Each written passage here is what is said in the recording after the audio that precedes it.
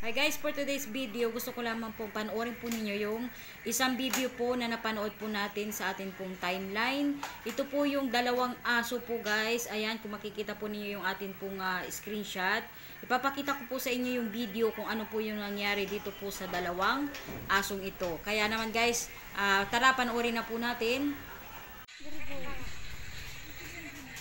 Kasi sa pagkain ng iuurin mo. Ayan, kung titingnan po ninyo dito guys, hindi po yan nag-aaway.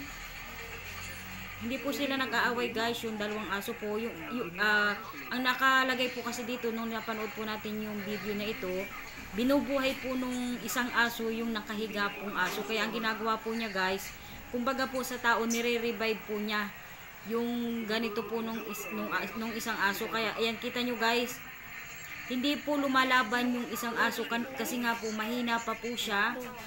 Ayan, humihinga po yung aso para lamang kinagagat po ng isang aso para lamang po mabuhay, kumbaga po para gumalaw. Makikita po ninyo dito guys, kapag nagkamero na po ng mala yung isang aso,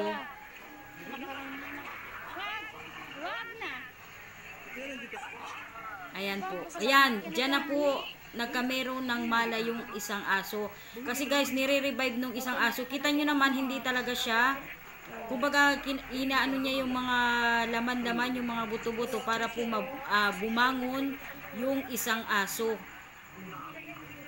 Doon naman po sa isang aso na kulay brown, kita nyo naman po guys, hindi naman siya matapang. Gumagalaw yung buntot niya. Kasi kung siya po yung agresibo, hindi po ganyan yung galaw nung kanya pong buntot. Ayan o, kita nyo naman guys o, hinihigaan pa niya, kumbaga pinapatayo niya yung isang aso.